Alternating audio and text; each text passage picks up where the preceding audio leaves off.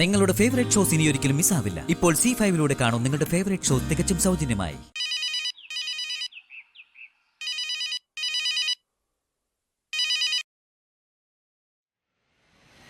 Hello, അവളില്ല അവിടെ. ശ്യാമ ഇവിടെ ഇല്ല. എന്റെ മോൾ അവിടെ വന്നിട്ട് ശ്യാമ എന്താ ചെയ്ത്?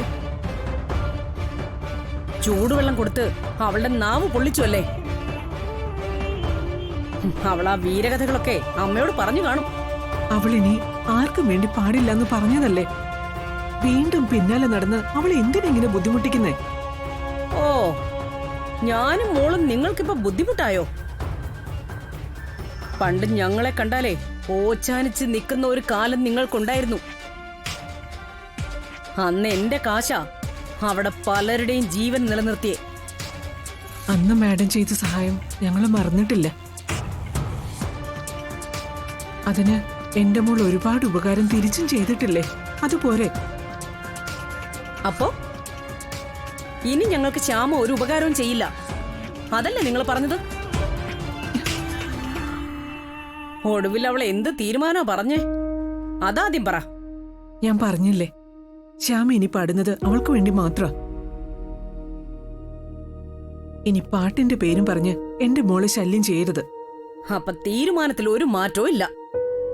ഇല്ല, ഇനി ആ തീരുമാനത്തിൽ മാറ്റമില്ല. ദുഃഖിക്കേണ്ടി വരും. ഇനി ഇതിന്റെ പേരില് എന്ത് ദുഃഖം വന്നാലും ഞങ്ങൾ സഹിച്ചോളാം. ചിലപ്പം നിങ്ങളുടെ കുടുംബത്തിനത് സഹിക്കാൻ പറ്റില്ല. ഗുണ്ടകളുമായിട്ട് വന്ന് ഞങ്ങളെ ഇറക്കി വിടാൻ നോക്കിയവരല്ലേ നിങ്ങള്. അതിനപ്പുറം ഇനി ഒന്നും ചെയ്യാനില്ലല്ലോ. അത് വെറും സാമ്പിൾ മാത്രം. ഇനി വരാൻ പോകുന്നത് അതുക്കും മേലെയാ. ഞാനിപ്പോ വിളിച്ചതേ നിങ്ങളുടെ ആരുടെയും കാലു പിടിക്കാനല്ല, ഒരു മുന്നറിയിപ്പ് തരാനാ. അപ്പൊ മുന്നേ കരുതിയിരിക്കാലോ, അല്ലെങ്കിൽ പെട്ടെന്ന് തകർന്നു പോവും. ശ്യാമ എന്റെ മോളുടെ നാവ് പൊള്ളിച്ചു. ആ വേദനയും അപമാനവും ഒന്നും ഞങ്ങൾ മറക്കില്ല.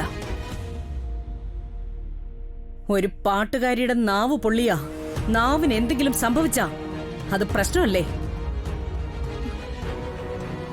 അത് പിന്നെ പറയാനുണ്ടോ? അവള് പിന്നെ പാടില്ല. അതോടെ ആ ഗായികയുടെ ഭാവി തകർന്നു. അത്ര തന്നെ. എന്താ ഞാൻ പറഞ്ഞത് ശരിയല്ലേ? മോള് വരുമ്പോ അമ്മ ശരിക്കും സംസാരിക്കേ. നേരത്തെ പറഞ്ഞ തീരുമാനത്തിൽ എന്തെങ്കിലും മാറ്റം വന്നാ എന്നെ ഒന്ന് വിളിച്ചു പറയാൻ മോളോട് പറയും. മനഃപൂർവ്വം അങ്ങനെ ഒരു കടുങ്കൈ ആരോടും ചെയ്യാൻ എനിക്ക് താല്പര്യമില്ല. പിന്നെ ഇനിയും എന്റെ മോൾക്ക് വേണ്ടി പാടില്ല എന്നാണ് അവളുടെ തീരുമാനമെങ്കിൽ എനിക്കൊന്നും പറയാനില്ല.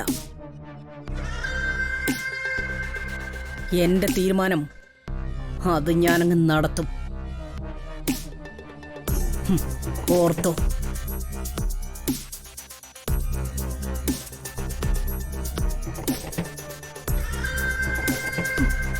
കൃഷ്ണ, ഗുരുവായൂരപ്പ, എന്റെ കുഞ്ഞിനെ കാത്തോളണേ.